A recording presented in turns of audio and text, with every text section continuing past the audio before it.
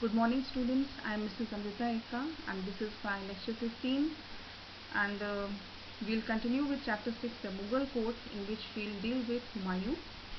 So students हम बाबर के पश्चात अब इसी चैप्टर में हम हुमायूं के संदर्भ में चर्चा करेंगे।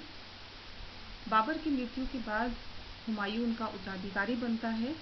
हुमायूं का अर्थ है भाग्यशाली और द फॉर्चुनेट। वो बाबर का और माहिम सुल्ताना का सबसे ज्येष्ठ पुत्र थे और इसके अतिरिक्त बाबर के और 3 पुत्र थे जो कि थे कामरान, आस्करी और हिंदाल। बाबर का जन्म 6 मार्च 1508 ईस्वी में हुआ था, काबुल में हुआ था।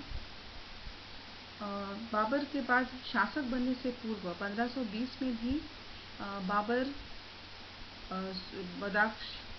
बदख्शान के सूबेदार नियुक्त किए गए थे जब वो केवल मात्र 12 वर्ष के थे।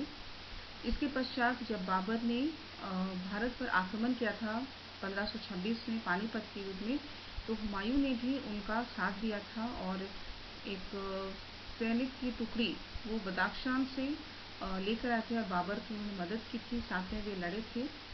और बाबर की मृत्यु के बाद बाबर ने उन्हें अपना उत्तराधिकारी चुना था और उन्होंने सिंहासन ग्रहण किया था। वे राजगद्दी पर विराजमान हुए थे आगरा में 30 दिसंबर 1530 में जब वो केवल 23 वर्ष के थे और ये घटना उस समय की जब बाबर की मृत्यु को मात्र 4 दिन ही बीत गए थे। So students we see that Humayun ascended the throne in 1530 on 30th December at the only age of 23 years after his father's death. Humayun's full name was Nasruddin Humayun, Muhammad Humayun, and the word Humayun means fortunate. Being the elder son of Babur and Mahim Sultana, he had also 3 younger brothers, namely Kamran, Askari and Hindal. Babur was born on 6th March 1508 at Kabul. Before starting his political career in India, in 1520 he was appointed as governor of Badakhshan, and where he was only at a tender age of 12 years, and he also was involved in the Battle of Panipat with Babur, and he joined with a contingent from Badakhshan. So we see the early life of Humayun, but his early life was quite full of problems and full of internal conflicts, because when he ascended the throne, it was not an faced the internal criticism as well as conspiracies of his brothers and the nobles. When he inherited the empire, he barely could hold them together, and it also lacked consolidated civil administration, and he had to face numerous problems. Apart from the internal conspiracies and conflicts, from outside he also faced a lot of trouble, which were the Afghan nobles, the Rajputs also, and mainly he had to contest with the ruler of Gujarat, Bahadur Shah, and from east in Bihar he had to contest with the ruler Sher Khan, also known as Sher Shah Suri.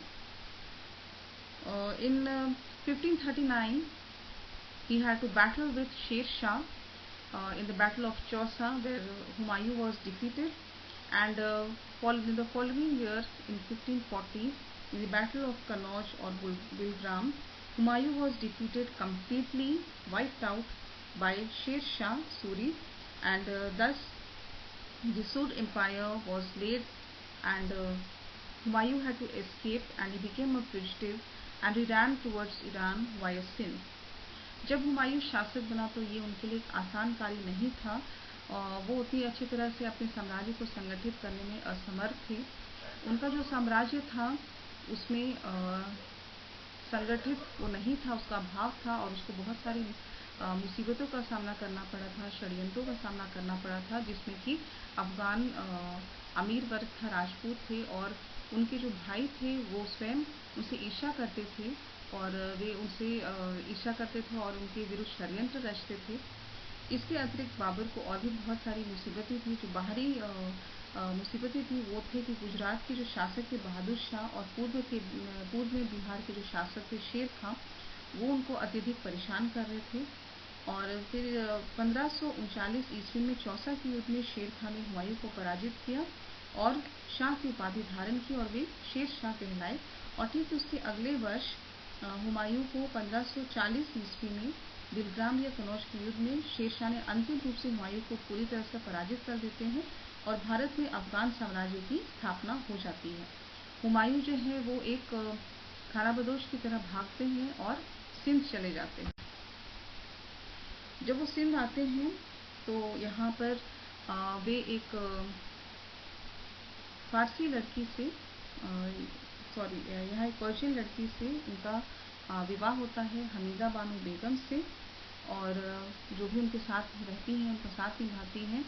और यहाँ पर फिर एक वर्ष पश्चात वे उनको अमर राजा वीर साल के यहाँ वे जब वे इधर उधर भटकते रहते हैं तो राजा वीर साल के यहाँ अमरकोट के जो राणा वीर साल थे वहाँ वे शरण लेते हैं और अपनी पत्नी को वहाँ छोड़ देते हैं। और 15 अक्टूबर 1542 ईस्वी में यहाँ पर बाबर का जन्म होता है। और इस प्रकार इतिहास में हम देखते हैं कि बाबर का जन्म किस परिस्थितियों में हुआ था। 15 वर्ष तक जो मुगल साम्राज्य है वो शेर शाह सूरी द्वारा या सुर वंश द्वारा के अधीन रहता है।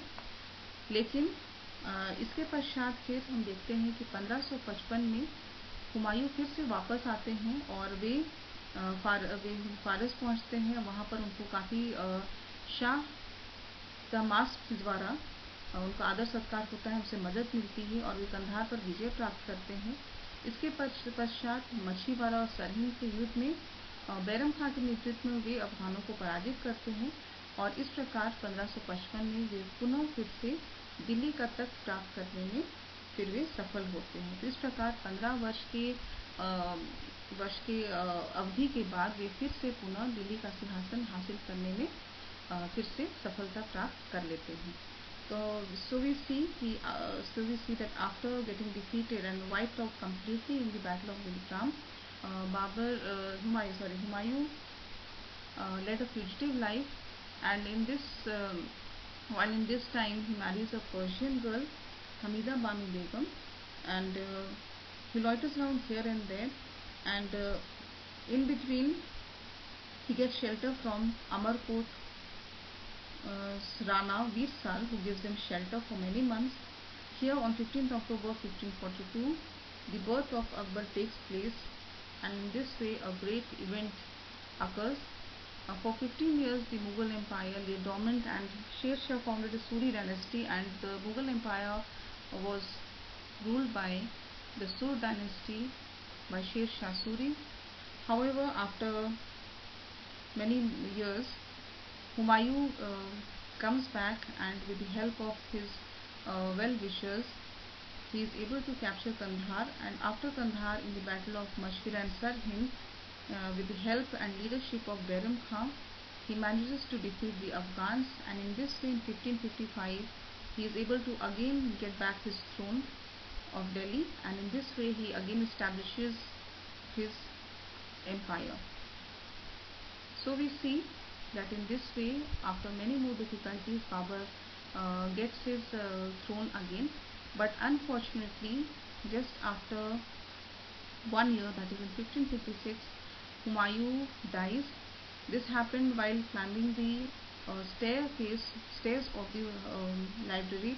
While climbing the stairs, he slipped and fell down, and this caused his death. So in this way his lives come to an end.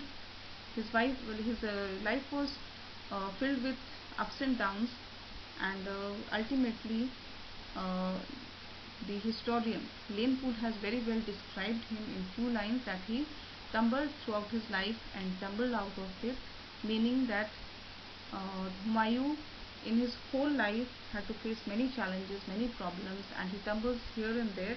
And during his death also, the cause of his death also was due to tumbling down from the stairs.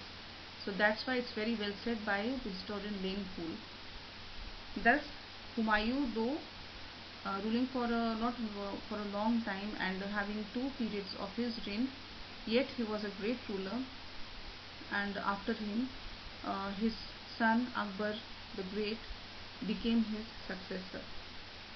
तो हम देखते हैं कि 1555 में हुमायूं फिर से अपने राजगद्दी हासिल कर लेते हैं और वापस राज करने आ जाते हैं, लेकिन दुर्भाग्यवश अगले ही वर्ष 1556 में उनकी मृत्यु हो जाती है। उनकी मृत्यु कारण ये हो जाता है कि वो पुस्तकालय की सीढ़ी से गिर जाते हैं, उनको चोट लगती है और इसको लेन पूल, जो इतिहासकार लेन पूल ने उसको बहुत अच्छी तरह से बयां किया है अपने शब्दों में, जिसका अर्थ इंग्लिश में जो टर्म है tumbles through out his life and tumbled out of it, यानी कि वो सारी उम्र गिरता पड़ता रहा और इसी से अपने जीवन से मुक्त हो गया। कहने का अर्थ है कि वो सारी उम्र उसे बहुत सारी मुसीबतों का सामना करना, ऊंच नीच उसके जीवन में आती रही और अंत में भी जब उनकी मृत्यु हुई तो वो गिरने से हुई। लेकिन इसके बावजूद भी हुमायूं एक बहुत अच्छे शासक थे और उनका जो शासन काल है वो 2 भागों में है, एक 1530 से 1540 और फिर 1555 से 56, और हुमायूं की मृत्यु के बाद फिर अकबर उसके उत्तराधिकारी बनते हैं।